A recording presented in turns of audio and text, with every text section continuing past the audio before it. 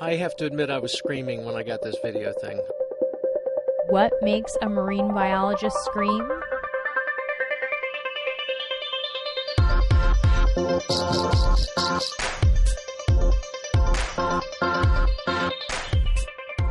Roger Hanlon captured this about 10 years ago. He was doing a study in the Caribbean and he'd been following this octopus for about an hour.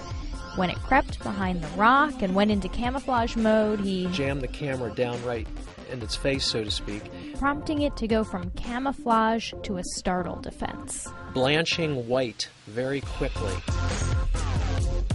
And then inking him. But I followed the animal and finished the dive, and I popped at the surface. It was only about 5 feet deep, and I screamed bloody murder, and they thought I was having a dive accident. When actually he was having... It was a eureka moment, there's no doubt about it. And that's because Hanlon is trying to understand just how camouflage works in cephalopods. Yes, cephalopods, squid, octopus, and cuttlefish. They are masters of optical illusion. They are the animals best known to go anywhere in camouflage. No animal comes even close to the speed and diversity of appearances of this animal. And they have a few tricks at their disposal. Octopus and cuttlefish can change their skin texture. This is the only animal group we know of that has fine control of its skin to create the bumpiness. And they match their skin dimensionality by sight, not by touch, which is a vexing visual perception question. And of course, they change color. So here's an octopus doing what we call the moving rock trick. I'm a rock, I'm a rock. Now watch this.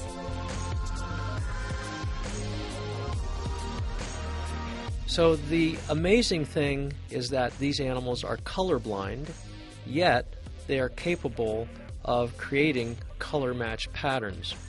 But we don't know how. But of course Hanlon would like to. And one way he's studying this is by looking closely at squid skin. That's what you're seeing here.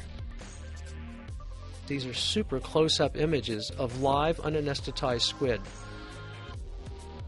And those dots of pigment are called chromatophores. They come in 3 colors. Yellow, red, and brown. But there are reflectors under the pigments, and the reflectors produce the short wavelengths, the blues and the greens.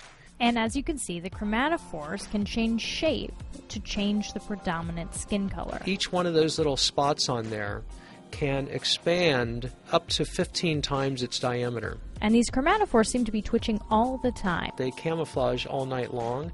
They don't sleep as far as we know. That's because cephalopods, with their squishy bodies, rely on camouflage as their main protection from predators. But of course, camouflage is not just color, it's also pattern. This is one of Hanlon's major hypotheses. We found only 3 to 4 basic pattern templates that they use to achieve all this camouflage. So there's uniform. By uniform, we mean that there's little or no contrast in the pattern. There's mottle. Mottle is small-scale light and dark splotches. And disruptive, and the idea there is to interfere with the recognition of what the animal is. Based on lab studies, Hanlon says that the animals flash particular patterns based on a few visual cues they encounter in the environment. Hanlon wouldn't call it a reflex because so much visual analysis is involved. But it is very fast. The palette and pattern changing in less than a second. But just why these patterns work is still kind of a mystery. Let's take the octopus video again.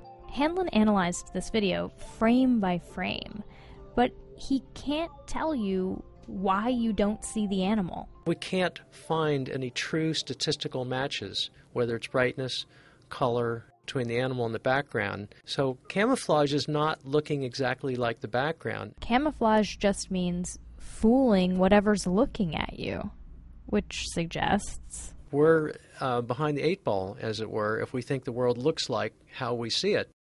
There's much more information there, and other animals see it very differently. For Science Friday, I'm Flora Lichtman.